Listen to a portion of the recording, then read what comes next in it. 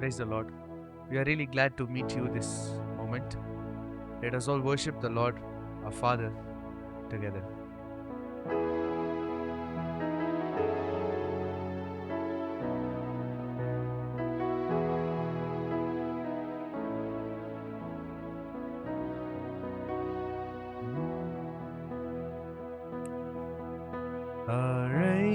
அழைத்தவரே அழைத்தவரே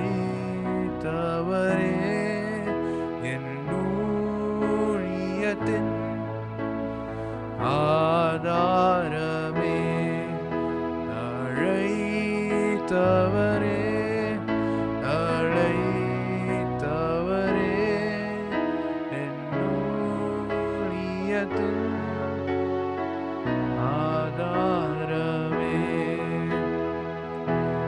எத்தனை நிந்தைகள் எத்தனை தேவைகள் என்னை சூழன்றால் உம்மை பார்க்கிறேன்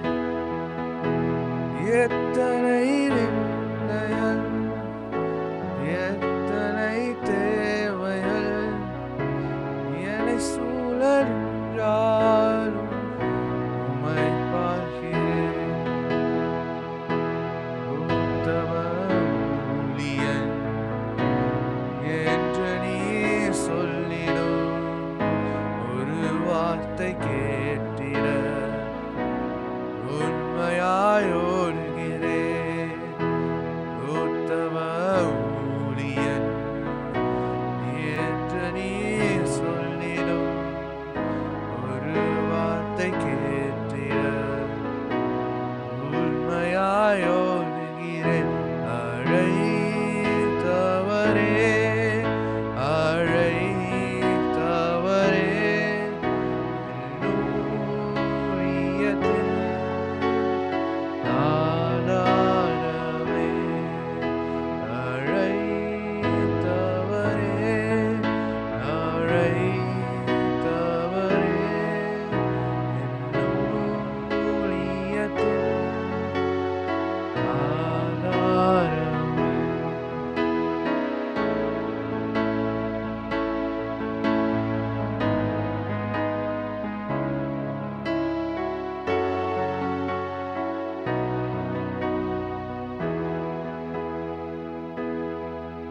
நான் நிற்கும் பூமி நிலை குலைந்து அழிந்தாலும் என் நம்பிக்கையின் அஸ்திவாரம் அசைந்தாலும் நான் நிற்கும் பூமி நிலை குலைந்து அழிந்தாலும் என் நம்பிக்கையின் அஸ்திவாரம் அசைந்தாலும் நான் நம்புவதற்கு ஒன்றுமில்லை என்றாலும்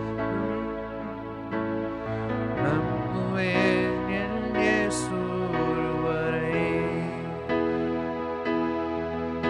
நான் நம்புவதற்கு ஒன்றுமில்லை என்றாலும் நம்புவேன் என் இயேசு ஒருவரை நம்புவேன் என் இயேசு ஒருவரை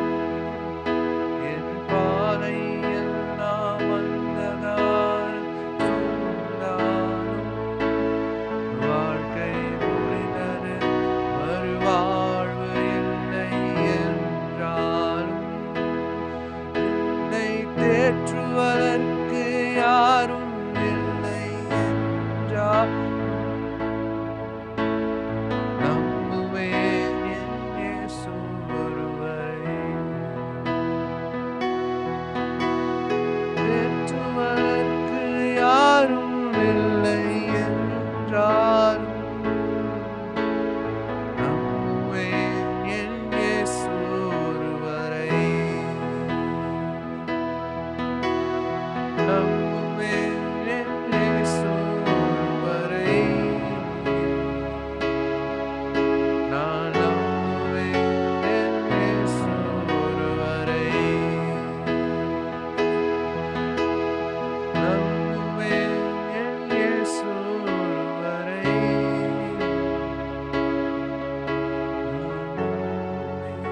என் இயேசு ஒருவரை. நான் நம்புவேன் என் இயேசு ஒருவரை. நான் நம்புவேன் என் இயேசு ஒருவரை. பிரியமானவர்களே, நம்ம இவ்வளோ நேரம் ஆண்டவரை நல்ல ஒரு ஆராதனைக்குள்ளாக எல்லாம் சேர்ந்து ஆராதித்தோம். நானும் கூட உங்களோடு கூட இந்த தெய்வ பிரசன்னத்தில் தேவனை உங்கள் இல்லங்களில் சேர்ந்து ஆராதிக்க கற்று இந்த நேரத்தை நமக்கு தந்ததுக்காக நம்ம ஆண்டவருக்கு நன்றி சொல்லுவோம். I believe that this time of worship is really encouraging you and your family. இப்போ கூட மீண்டுமா நம்ம இந்த தேவனுடைய வார்த்தைக்கு போகிறதுக்கு முன்பதாக உங்களை நான் இந்த கிரைஸ்ட் சர்ச் இன்டர்நேஷ்னல் யூடியூப் சேனலுக்கு இயேசு கிறிஸ்துவின் நாமத்தினால வரவேற்கிறேன். இந்த செய்திகள் தொடர்ந்து உங்களுக்கு ஆசீர்வாதமாக இருக்கும்னு நான் கிறிஸ்துவுக்குள்ள நம்புகிறேன். இப்பொழுதும் நம்ம தேவ செய்திக்காக ஒரு வசனத்தை உங்களுக்காக வாசிக்கிறேன். யாக்கோபின் புஸ்தகம் 1ஆம் அதிகாரம் 2 வசனத்திலிருந்து நான் வாசிக்கிறேன். என் சகோதரரே, நீங்கள் பலவிதமான சோதனைகளில் அகப்படும் போது உங்கள் விசுவாசத்தின் பரீட்சையானது பொறுமையை உண்டாக்கும் என்று அறிந்து அதை மிகுந்த சந்தோஷமாக எண்ணுங்கள். இந்த இடத்துல யாக்கோபு எழுதும் போது எழுதுறாரு, உங்கள் விசுவாசமானது பரீட்சையை உண்டாக்கும்.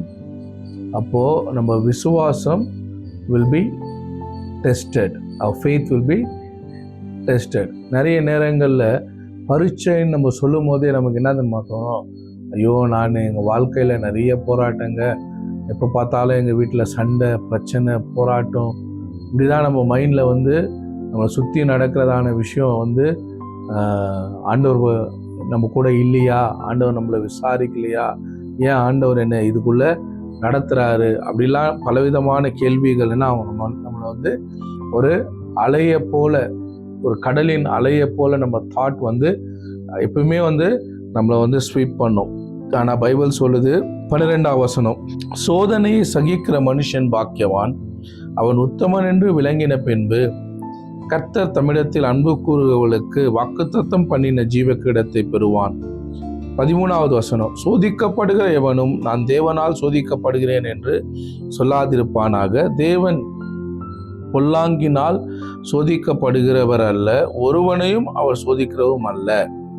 அவனவன் தன் சுய இச்சையினாலே இழுக்கப்பட்டு சிக்கொண்டு சோதிக்கப்படுகிறான். இங்க பைபிள் சொல்லுது, சோதனையை சகிக்கிற மனுஷன் பாக்கியவான். கடவுள் வந்து ஒருவனையும் என்ன பண்ண மாட்டாராம், ஈவில்னால சோதிக்க மாட்டாரு, பொல்லாங்குனால சோதிக்க மாட்டாரு. பிசாசு தான் வந்து சோதனைய, டெம்டேஷனை ஜனங்களுடைய வாழ்க்கையில, விசுவாசியுடைய வாழ்க்கையில கொண்டு வரான். ஆனா ஆண்டவர் வந்து பரீட்சையை அனுமதிக்கிறாரு.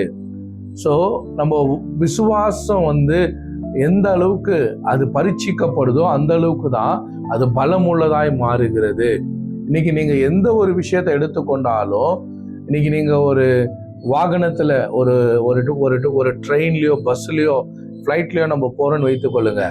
அந்த ஃப்ளைட் வந்து அதை ஃபுல்லா அது வந்து சிருஷ்டிக்கப்பட்ட பிறகு, அது கிரியேட் ஆன பிறகு, before it comes to carry the passenger, அந்த ஃப்ளைட்டில் வந்து பேசஞ்சர் போய் உட்காந்து அவங்க ட்ராவல் பண்ணுறதுக்கு முன்னாடி அந்த ஃப்ளைட் என்ன ஆகுது, அது வந்து டெஸ்ட் பண்ணப்படுது. அதே தான் எந்த வாகனமாக இருந்தாலும், எந்த ஒரு விஷயமா இருந்தாலும், அதை கிரியேட் பண்ண பிறகு அது ஒரு டெஸ்ட்டுக்குள்ளே போய் தான் அது என்ன ஆகுது, ப்ரூவ் ஆன பிறகு அதை வந்து பயன்பாட்டுக்கு வெளியே வருது. அதே போல தான் நம்முடைய விசுவாசம் என்பது அது பரீட்சிக்கப்படுறது. ஏன் அது பரீட்சிக்கப்படுது? when we are tested, we are proved that we are capable to this promotion. ஆண்டவர் நம்ம வாழ்க்கையில என்ன ஒரு சித்தம் வைத்து இருக்கிறாரோ, அவருடைய ஆஸ்வாதங்கள் என்னெல்லாம் நம்ம வாழ்க்கையில வாக்கு தத்தங்களும் ஆஸ்வாதங்களும் கர்த்தர் வைத்து இருக்கிறாரோ, இதுல நம்மள கொண்டு போய் நம்மள சேர்க்கக்கூடியதான நம்முடைய விசுவாசம் பரீட்சைக்குள்ள போகும்போது அது இன்னும் பலனடைகிறதா இருக்கிறது. அப்போ எந்த ஒரு மனுஷனுக்கும் விசுவாசத்தின் பரீட்சை வரும்னா அது கூடயே நிச்சயமா ப்ரமோஷன் வருகிறதா இருக்கிறது. அல்லேலூயா. ஆனா பிசாசு கொண்டு வர்றது பரீட்சை இல்லை, அவன் கொண்டு வருகிறது அழிவை கொண்டு வருகிறவனா இருக்கிறான். ஏன்னா யோவான் 10 நம்ம பார்க்கிறோம், திருடன் திருடவும் கொல்லவும் அழிக்கவும் என்று வேறொன்றுக்கும் வரான் என்று யோவான் 10:10 சொல்லுது. அப்போ பிசாசு கொண்டு வர்றது அழிவை நோக்கி அவன் என்ன பண்றான், சோதனைய விசுவாசியுடைய வாழ்க்கையில் அவன் கொண்டு வருகிறான். ஆனா கர்த்தர் என்ன பண்றாரு, உங்க விசுவாசம் பரீட்சிக்கப்படும்படிக்கு அவர் அனுமதிக்கிறாரு. ஒரு தங்கம் அது 7 தடவை புடமிடப்படும் போது, நெருப்புல போடப்படும் போது அதுல இருக்கிற எல்லா கழிவுகளும் என்ன ஆகுது, அது பியூரிஃபை ஆகக்கூடியதா இருக்கிறது. அப்போ உங்களுடைய விசுவாசமும் உங்களுக்குள்ள ஒரு பரீட்சை வரும்போது தான் அது இன்னும் ஸ்ட்ராங் ஆகுறதா இருக்கிறது, அது முன்னேறி செல்ல வைக்கிறதா இருக்கிறது. ஸோ அதனால விசுவாசம் டெஸ்ட் ஆகுறது ரொம்ப நல்லது. Because always the test will give the promotion. அதே போல இன்னொரு வசனத்தை கூட நான் உங்களுக்காக வாசிக்கிறேன். எபிரேயருக்கு எழுதினதான நிருபம் 12:1 வாசிக்கிறேன். ஆகையால் மேகம் போன்ற இத்தனை திரளான சாட்சிகள் நம்மை சூழ்ந்து கொண்டிருக்க, பாரமான யாவற்றையும் நம்மை சுற்றி நெருங்கி நிற்கிற பாவத்தையும் தள்ளிவிட்டு விசுவாசத்தை துவக்குகிறவரும் முடிக்கிறோமா இருக்கிற இயேசுவை நோக்கி நமக்கு நியமித்திருக்கிற ஓட்டத்தை பொறுமையோடே ஓட கடவோம். அப்போ இங்க எபிரேயர் புஸ்தகத்துல சொல்லுது, நமக்கு ஒரு ஓட்டம் வைக்கப்பட்டிருக்கிறது. நம்ம விசுவாசத்தின் ஓட்டத்துல கர்த்தர் நம்ம மேல வைத்திருக்கிற அழைப்புல, திட்டங்கள்ல, வாக்குத்தத்தத்துல, ஆஸ்வாத்தை நம்ம சுதந்திரிக்கும்படி நம்ம என்ன பண்றோம், விசுவாசத்துல நாம் முன்னேறி செல்கிறவர்களா இருக்கிறோம். ஏன்னா விசுவாசம் இல்லாமல் தேவனுக்கு பிரியமா இருப்பது கூடாத காரியம்னு சொல்லி எபிரேயர் 11:6 சொல்லுது. அப்போ ஃபெய்த் தான் நம்ம வாழ்க்கையில தேவனுடைய எல்லா பிளஸ்ஸிங்கையும் அது அன்லாக் பண்ணக்கூடியதா இருக்கு, ரிலீஸ் பண்ணக்கூடியதா இருக்கிறது. அப்ப இந்த விசுவாசம் பரீட்சைக்குள்ள போகும்போது இந்த பரீட்சை என்ன பண்ணுது, நமக்கு பொறுமையை கற்றுக் கொடுக்கிறதா இருக்கிறது. பொறுமை நமக்குள்ள வருகிறதா இருக்கிறது. when we are patience, நம்ம என்ன பண்றோம், ஆண்டவர் நமக்கு கொடுத்த வாக்கு தத்தத்துக்கு நம்ம பொறுமையா நம்ம காத்து கொண்டு இருக்கிறோம். ரோமர் 8:25 கூட நான் உங்களுக்காக வாசிக்க விரும்புறேன். ரோமரின் புஸ்தகம் 8 தேங்க்யூ ஹோலி ஸ்பிரிட். நன்றி ஆண்டவரே, உடைய வார்த்தைக்காக நன்றி சுவாமி. 8:25 வாசிக்கிறேன். நாம் காணாததை நம்புவோமாகில் அது வருகிறதற்கு பொறுமையோட காத்திருப்போம். இங்க பைபிள் சொல்லுது, நம்ம காணாததை நம்ம என்ன பண்றோம், நம்ம நம்புகிறோம். ஆண்டவர் நமக்காக அவர் என்ன வாக்கு பண்ணினாரோ அது நம்ம கண்கள்ல பார்க்கல, நம்ம காதுகள்ல கேட்கல, நம்ம இருதயத்துக்கு அது தோன்றல. ஆனா கர்த்தருடைய வார்த்தையில அவர் நமக்காக செய்து முடித்தார் என்பதை நம்ம என்ன பண்றோம், நம்ம ஆவியில விசுவாசிக்கிறவர்களா இருக்கிறோம். அவர் பண்ணின வாக்கு தத்தத்தை நாம் ஆதாரமாய் வைத்து கொண்டு காணாததை நாம் பொறுமையோடு பெற்றுக்கொள்ளும்படி நம்ம என்ன பண்றோம், நம்ம காத்து இருக்கிறவங்களா இருக்கிறோம். அப்ப இந்த பொறுமையா நம்ம இருக்கிற இந்த காலகட்டம் ரொம்ப முக்கியமா இருக்கிறது. நம்ம பொறுமையா இருக்கும் போது சில நேரம் நம்ம நினைப்போம், ஆண்டவர் நம்ம கூட இருக்கிறாரா இல்லையா, இல்ல நமக்கு ஆண்டவர் சொன்னது நடக்குமா நடக்காதா, நம்புகிறதற்கு ஏதுவில்லாம கூட சில சூழ்நிலை நம்மளை சுற்றி இருக்கும். ஆனா நம்மளுடைய விசுவாசம் அது பரீட்சிக்கப்படுகிறதா இருக்கிறது. எப்படி ஒரு ஜிம் மேன் அவன் ஒரு ஜிம்முக்கு போயிட்டு தன்னுடைய மசிலை அவன் பலப்படுத்துகிறானோ, அப்படிதான் நம்முடைய விசுவாசம் கூட நாளுக்கு நாள் என்ன ஆகுறது, அது ஒரு மசில் பில்டிங் மாதிரி தான் நம்ம ஃபெய்த் கூட நம்ம ஸ்பிரிட்ல பில்ட் ஆகக்கூடியதா இருக்கிறது.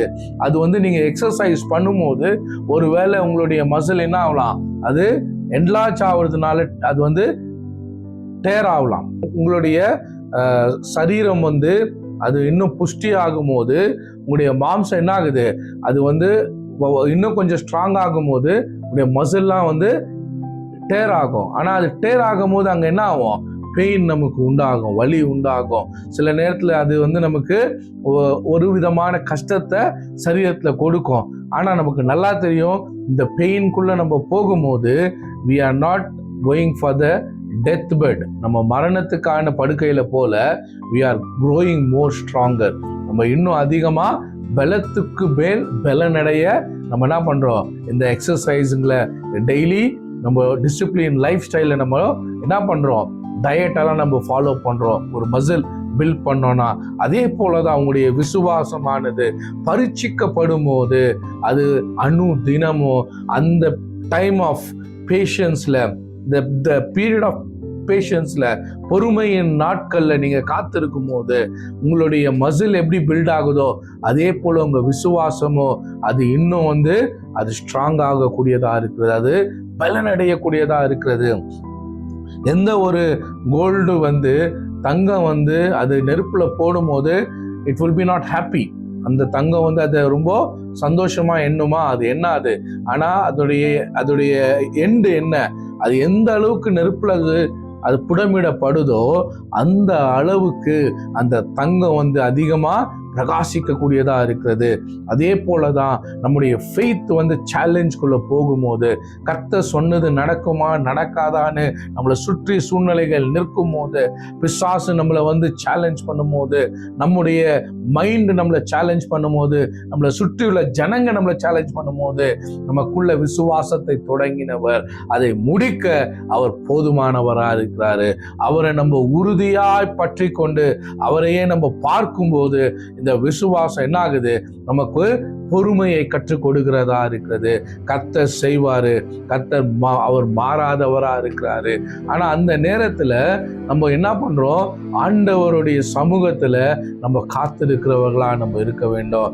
அதனாலதான் நம்ம ஆபக்கூக்ல கூட நம்ம பார்க்கிறோம். உங்களுக்காக நான் எடுத்து வாசிக்கிறேன். ஆபக்கூக் பழைய ஏற்பாட்டு புஸ்தகத்துல, தீர்க்கதரிசன புஸ்தகத்துல, ஆபக்கூக் புஸ்தகத்துல நம்ம பார்க்கிறோம் 2ஆம் அதிகாரம், ஆபக்கூக் 2ஆம் அதிகாரம் 2ஆம் வசனம். அப்பொழுது கர்த்தர் எனக்கு பிரதியுத்தரமாக, நீ தரிசனத்தை எழுதி அதை கடந்தோடுகிறவன் வாசிக்கும்படி பலகையின் மேல் தீர்க்கமாக வரை. குறித்த காலத்துக்கு தரிசனம் இன்னும் வைக்கப்பட்டிருக்கிறது. முடிவிலே அது விளங்கும், அது பொய் சொல்லாது. அது தாமதித்தாலும் அதற்கு காத்திரு, அது நிச்சயமாய் வரும், அது தாமதிப்பதில்லை.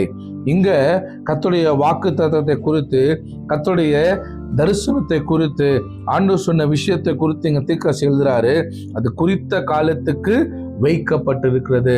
ஸோ நமக்கு இன்னைக்கு ஒருவேளை கர்த்தர் சொன்னதை பார்க்க முடியாம இருந்தாலும், நம்மளை சுற்றி கர்த்தர் சொன்னதுக்கும் நம்ம வாழ்க்கையில நடக்கிறதுக்கோ ஆப்போசிட்டா இருந்தாலும், கர்த்தர் உண்மையுள்ளவரா இருக்கிறாரு.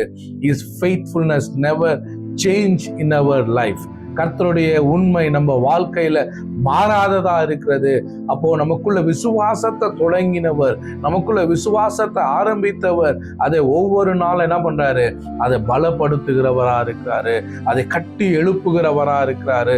நம்ம செய்ய வேண்டியது என்ன, தொடங்கினவரை மாத்திரம் நம்ம பார்க்கிறவர்களா இருக்கணும். நம்ம விசுவாசத்துடைய சோர்ஸ் யாரு, நம்ம விசுவாசத்துக்கான சோர்ஸ் எது, கர்த்தருடைய வார்த்தையா இருக்கிறது, கர்த்தருடைய சமூகமா இருக்கிறது.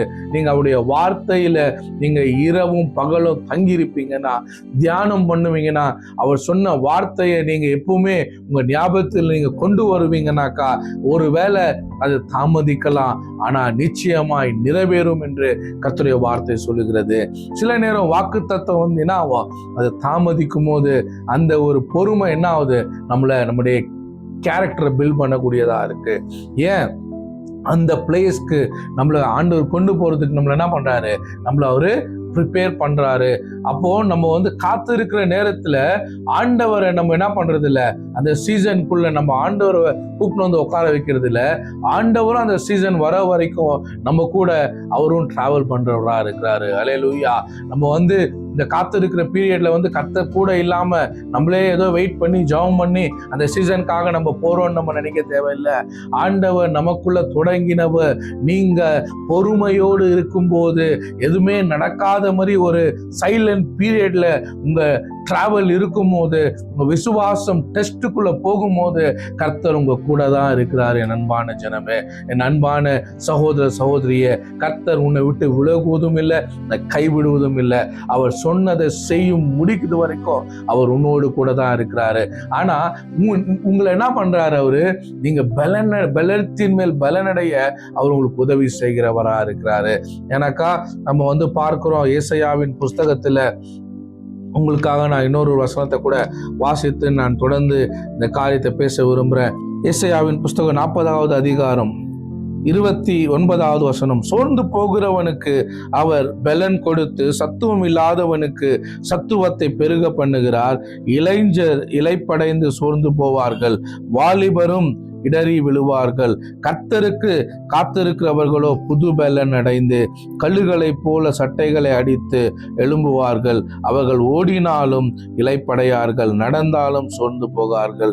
ஸோ இங்க நம்ம வாசிச்சது போல விசுவாசம் பொறுமையை கற்றுக் கொடுக்கிறது. அப்ப அந்த பொறுமையான நேரங்கள்ல நம்ம என்ன பண்றோம்? கர்த்தருடைய சமூகத்துல நம்ம காத்திருக்கிறவர்களா இருக்கிறோம். அந்த waiting period is never wasted period. நீங்க நினைக்காதீங்க, நான் இந்த நேரத்துல வெயிட் பண்ணின்னு இருக்கிறேன், எனக்கு எதுவுமே நடக்காத மாதிரி இருக்கு, எதுவுமே எனக்கு பாசிட்டிவா இல்லைன்னு யோசிக்காதீங்க. தரிசனம் குறித்த காலத்துக்காக அது வைக்கப்பட்டு இருக்கிறது. அது பொய் சொல்லாது, அது தாமதித்தாலும் அது நிறைவேறும் என்று கர்த்தருடைய வார்த்தை சொல்லுகிறது. அப்ப நீங்க என்ன பண்றீங்க? இந்த வாக்கு தத்தத்துல தேவனோடு கூட அவர் பண்ணின உடன்படிக்கையை உங்க ஞாபகத்துக்கு முன்பாக கொண்டு வந்து உங்க பரீட்சையில நீங்க ஆண்டவரோடு கூட நீங்க என்ன பண்றீங்க? இந்த பரீட்சையை நீங்க பாஸ் பண்ண அவரோடு கூட நீங்க டிராவல் பண்றவங்களா இருக்கீங்க. அவர் தான் உங்களை பலப்படுத்துகிறவரா இருக்கிறாரு. அந்த சீசன் ஆஃப் பிரேக் த்ரூக்குள்ள அவர் தான் உங்களை கொண்டு போறவரா இருக்கிறாரு. அந்த பீரியட் ஆஃப் டைம்ல பரீட்சை என்ன பண்ணுது? உங்களுடைய கேரக்டரை, உங்களுடைய ஸ்பிரிச்சுவல் ஒரு growth அது பில்ட் பண்ணக்கூடியதா இருக்கிறது. ஏன்னா அந்த சீசன்ல தான் நீங்க நிறைய என்ன பண்றீங்க? அவருடைய ஃபெய்த்ஃபுல்னஸை நீங்க இன்னும் அனுபவிக்க முடியும். கர்த்தர் நல்லவர் என்பதை ருசித்து பாருங்கள் என்று பைபிள் சொல்றதுபடி அவருடைய நன்மைகளை, அவர் செய்த நல்லதை நம்முடைய மைண்ட் என்ன பண்ணுது? நம்முடைய இருதயம், நம்முடைய ஆத்மாவும் திரும்ப திரும்ப அதை நம்ம யோசிக்கிறவங்களா இருக்கிறோம். ஆண்டவர் நம்ம கூட இருக்கிறாரு. நான் மரண இருளின் பள்ளத்தாக்குல நடந்தாலும் பொல்லாப்புக்கு பயப்படேன், தேவரீர் என்னோடு கூட இருக்கிறீர், உமது கோலும் உமது தடியும் என்ன தேற்றும் ஆண்டவரே. தாவீது சொன்னது போல, சங்கீதம் 23 சொன்னது போல, நான் ஒருவேளை இப்போ நான் நடக்கிற என்னுடைய பாதை ஒருவேளை அது டார்க்கா இருக்கலாம், இல்ல அது மரணத்துக்கு ஏதுவானதா இருக்கலாம், ஆனா நீ என் கூட இருக்கிறதுனால நான் எதை குறித்தும் பயப்பட மாட்டேன். ஏன்? என்னுடைய சீசன் அது நன்மைக்காக நீங்க வைத்திருக்கீங்க. என்னுடைய வாக்கு தத்துவம் என் மேல நீங்க சொன்ன எல்லா வாக்கு தத்துவமும் அது பொய் சொல்லாது, அது நிச்சயமா நிறைவேறும். இந்த டெம்பரவரியான டார்க்னஸை பார்த்து, இந்த டெம்பரவரியான சைலண்ட்டை பார்த்து நான் பயப்பட மாட்டேன். எனக்குள்ள விசுவாசத்தை போட்டீங்க ஆண்டவரே, எனக்குள்ள நீங்க தொடங்குனீங்க ஆண்டவரே, இதை நீங்க என்னை கொண்டு முடிப்பீங்க. அதுல நீங்க என்ன பண்றீங்க? ஸ்விம் பண்ண வைக்கிறீங்க. என் கூட நீங்க தான் இருக்கீங்க, உங்களோட நான் டிராவல் பண்றேன்னு நம்ம ஆத்துமாக்கு நம்ம என்ன பண்ணோம்? நம்ம ஆறுதல் சொல்றவங்களா இருக்கணும். ஏன்னா உங்களுடைய ஆத்துமா விட விலையேற பெற்றது என்ன தெரியுமா? உங்களுக்குள்ள இருக்கிற ஆவி, ஆவியின் மனுஷன். அந்த மனுஷனை நீங்க எப்பவுமே என்ன பண்ணணும்? கர்த்தருடைய சமூகத்துல நீங்க பலப்படுத்தி கொள்ள வேண்டும். கர்த்தருடைய சமூகத்துல காத்திருக்கிறவன் என்ன ஆகிறான்? அவன் புது பலன் அடைகிறான் என்று பைபிள் சொல்லுது. அப்போ எப்படி ஒரு ரோப் ஒரு சின்ன ஒரே ஒரு ஸ்ட்ரிங்ஸ் உள்ள ரோப் ரொம்ப பலமா இருக்காது. ஆனா அந்த ரோப்புக்கு எவ்வளவு ஸ்ட்ரிங்ஸ் கூட சேர்க்கப்படுதோ, எவ்வளவு ஸ்ட்ரிங்ஸ் அது கூட இணைக்கப்படுதோ, அந்த அளவுக்கு அந்த கயிறு என்ன ஆகுது? அதிக பலனுள்ளதா மாறுகிறது. அப்படிதான் உங்களுடைய பரீட்சை கூட. நீங்க ஒவ்வொரு டைமும் உங்களுடைய வாக்கு தத்தத்துக்காக, கர்த்தர் சொன்ன விஷயங்களுக்காக நீங்க கடந்து போகும்போது உங்களுடைய விசுவாசம் இன்னும் பலன் அடைகிறதா இருக்கிறது. ஒரு கயிறு எப்படி அதிகமான ஒரு ரோப் ஒன்னா சேர்க்கும் போது அது அதிக பெருசாகி அது எவ்வளவு பலனா மாறுகிறதோ அப்படிதான் உங்க விசுவாசமும் கூட.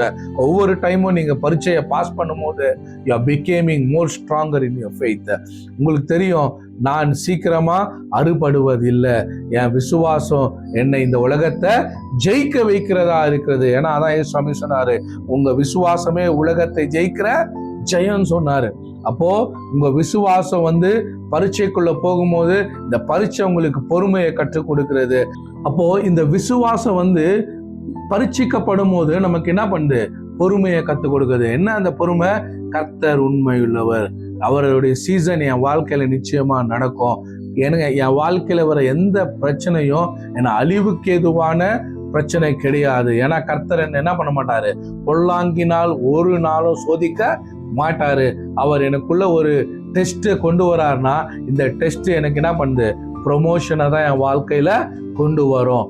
ஏன்னா எந்த ஒரு விஷயமா நான் உங்களுக்கு ஆரம்பத்துல சொன்னது போல ஒரு அருமையான ஒரு பொருளோ அருமையான ஒரு விஷயமோ அதை தயாரிக்கும் போது அது பரீட்சைக்குள்ள போகும்போது தான் நம்ம அதுக்கான ஒரு ஃபிட்னஸ் சர்டிபிகேட் கிடைக்குது.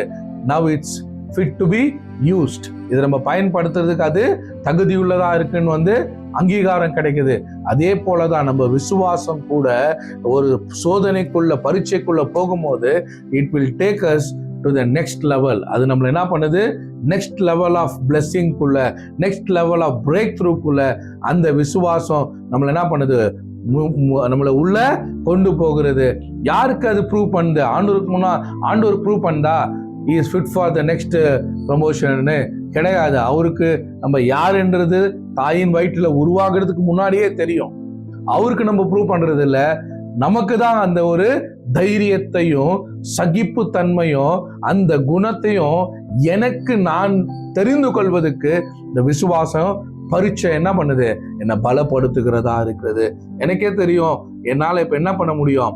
என்னால 25 கிலோமீட்டர் தான் வெயிட் லிஃப்ட் பண்ணக்கூடிய ஒருத்தன் அனுதினமும் அவன் எக்ஸசைஸ் பண்ண ஒரு நாள் அவன் என்ன பண்றான்? you will have a confidence to lift even 150 kg. 150 kilo கூட அவனால என்ன பண்ண முடியும்? வெயிட்டை லிஃப்ட் பண்ண முடியும்னு தெரியும். ஆனா அவன் லிஃப்ட் பண்ணி அவன் மேல தூக்குற வரைக்கும் அவனுக்கே தெரியாது என்னால இதை தூக்க முடியுமா இல்லையான்னு. ஆனா ஒன்ஸ் அவன் 150 kg தூக்கிட்டானா அவன் நெக்ஸ்ட் என்ன பண்ணுவான்? நான் 160 170 kg நான் என்ன பண்ண போறேன்? வெயிட் லிஃப்டிங்கை நான் ட்ரை பண்ண போறேன்னு அவன் தன்னுடைய கான்ஃபிடன்ஸ் அவன் பெற்றுக்கொள்றான். அதே போலதான் நம்ம விசுவாசம் கூட ஸ்டெப் பை ஸ்டெப் அது டெஸ்ட்குள்ள போகும்போது it will taking to the next level of receiving the promises of God. கர்த்தர் நம்ம வாழ்க்கையில சொன்ன தரிசனத்தையோ வாக்கு தத்துவத்தையோ ஆஸ்வாத்தையோ அது பெற்றுக்கொள்றதுக்கு எனக்குள்ள ஒரு தைரியத்தையோ ஒரு சகிப்பு தன்மை என்ன பண்ணுது? எனக்குள்ள கொண்டு வருது. என்னதான் நடந்தாலும் கர்த்தர் சொன்னதை என் வாழ்க்கையில செய்து முடிப்பாரு. இந்த விசுவாசம் எனக்கு பொறுமைய கொண்டு வருது. இந்த பொறுமை எனக்கு என்ன பண்ணுது? எனக்குள்ள ஒரு சகிப்பு தன்மையை ஒரு ஸ்ட்ராங் கேரக்டரை பில்டு பண்ணுது. கர்த்தர் எனக்கு செய்தே செய்வார் என்று சொல்லி, அத்தி மரம் துளிர் விட்டாலும் துளிர் விடாம போனாலும், திராட்சை செடி பலன் கொடுத்தாலும் பலன் இல்லாம போனாலும், தொழுவத்துல ஆடுகள் இருந்தாலும் இல்லாம போனாலும், மாடுகள் இருந்தாலும் இல்லாம போனாலும், நான் கர்த்தருக்குள்ள மகிழ்ச்சியா இருப்பேன், என் தேவனுக்குள்ள களி கூறுவேன். ஏன்? இந்த வார்த்தை ஒரு நாள் என் வாழ்க்கையில நிறைவேறும் என்ற அந்த விசுவாசத்தை ஆண்டவர் எனக்குள்ள போட்டு இருக்கிறாரு. இந்த வாக்கு தத்தத்தை நான் நிச்சயமா பெற்றுக்கொள்வேன் என்று சொல்லி அந்த பரீட்சை நேரத்துல நான் மகிழ்ச்சியோட கர்த்தருக்காக நான் காத்திருக்கிறேன். அந்த காத்திருக்கிற நேரத்துல ஒரு கழுகு தான் அந்த இடத்துல நம்ம ஒரு எக்ஸாம்பிளா பாக்குறோம். கழுகு என்ன பண்ணுது? அதோடைய பெலன், அதோடைய ரெக்கையெல்லாம் சிறகு எல்லாம் ரெக்கையெல்லாம் அது கீழே விழுந்து போகும்போது அதால பறக்க முடியறது இல்லை. ஆனா அதோடைய ரெஸ்டிங் டைம்னு ஒண்ணு இருக்கு. அந்த ரெஸ்டிங் டைம்ல அது என்ன பண்ணுமா? உயர மலையில ஏதாவது ஒரு புகையில போய் அது உட்கார்ந்து இருக்குமா? அப்படி உட்கார்ந்து இருந்து அதோடைய எல்லா அந்த ரெக்கையெல்லாம் மீண்டும் புதுசா வரும்போது, அது சிகிர் விடும் போது, வளரும் போது, அது திருப்பியும் பறக்கிற அந்த சீசன் வருது பாரு. அந்த சீசன் அதுக்கு இது வரைக்கும் போகாத ஒரு ஹைட் அது என்ன பண்ணுமா? ட்ரை பண்ணுமா மேலே பறக்கிறதுக்கு. அப்படி ட்ரை பண்ணி அது மிகுந்த பலத்தோட அது பறக்கக்கூடியதா இருக்கிறது.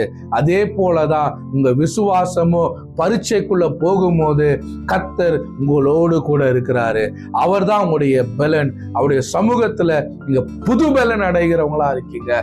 அந்த வாக்குத்தத்தத்தை பிடித்து கொண்டு தரிசனத்துல நீங்க உறுதியா உட்காரும் போது இந்த தரிசனமோ கர்த்தருடைய வாக்குத்தத்தமோ நீங்க பறக்கிற அந்த சீசன் வரும்போது உங்களை எதுவுமே தடை செய்ய முடியாது. அது உயர கொண்டு போகிறதா இருக்கிறது. அதே போலதான் நம்ம ஆண்டவர் கொடுக்கிற எந்த பரீட்சையும் திருப்பியும் சொல்றேன், அது ஒரு ப்ரமோஷனுக்காக தான். ஆண்டவர் நம்ம கொடுக்கிற எந்த ஒரு பரீட்சையும் அது நம்மளை வெற்றிக்குள்ள கொண்டு போகிறதா இருக்கிறது. நீங்க மிகுந்த ஆசீர்வாதத்தை பெற்றுக்கொள்றதுக்கு உங்களை அது பலப்படுத்துகிறதா இருக்கிறது. அதனால பரீட்சையில, விசுவாசத்தின் பரீட்சையில சோர்ந்து போவாதீங்க. கர்த்தரை கொண்டாடுங்க, மகிமைப்படுத்துங்க. வாக்கு தத்தத்துல ஆண்டவர் உங்களுடைய ஆத்துமாக்குள்ள அவர் பண்றதான நன்மைகளை நினைத்து ஸ்தோத்திரம் பண்ணுங்க. உங்களுக்குள்ள பில்ட் ஆகுறதான அந்த கேரக்டரை விட்டு கொடுங்க. அந்த சகிப்பு தன்மை ஆண்டு உங்களுக்கு கொடுக்கிறாரு. என்ன நடந்தாலும் சரி, கர்த்தர் எனக்குள்ள விசுவாசத்தை தொடங்கினாரு, இதை என் கண்ணால நான் பார்ப்பேன், எனக்கு செய்வாரு. பிசாசே இதை நீ என்கிட்ட இருந்து எடுக்கவே முடியாது. கர்த்தர் எனக்கு சொன்னதை நிறைவேற்றும் அளவும் அவரை நான் நிச்சயமா நான் உறுதியா பற்றி கொள்வேன்னு சொல்லி நீங்க ஆண்டவரை கொண்டாடுங்க. நிச்சயமா உங்க சீசன் நன்மையானதை தான் உங்களுக்கு ப்ரொடியூஸ் பண்ணும். உங்க விசுவாசம் பரீட்சை சகிப்புத்தன்மையும், அந்த சகிப்புத்தன்மையின் பிறகு அது மகிழ்ச்சியை உங்க வாழ்க்கையில கொண்டு வருகிறதா இருக்கிறது. அந்த மகிழ்ச்சி தான் கர்த்தர் அந்த சீசன்ல உங்களுக்கு கொடுக்கிறதான ஆசீர்வாதமா இருக்கு. அதனால விசுவாசத்துல சோர்ந்து போவாதீங்க. விசுவாசத்துல கர்த்தருக்கு காத்திருங்க. பொறுமையா இருந்து ஸ்தோத்திரம் பண்ணுங்க. நிச்சயமாய் அவர் சொன்னதை நிறைவேற்றுவார். கர்த்தர் நல்லவர். உங்களை ஆஸ்வதிப்பாராக.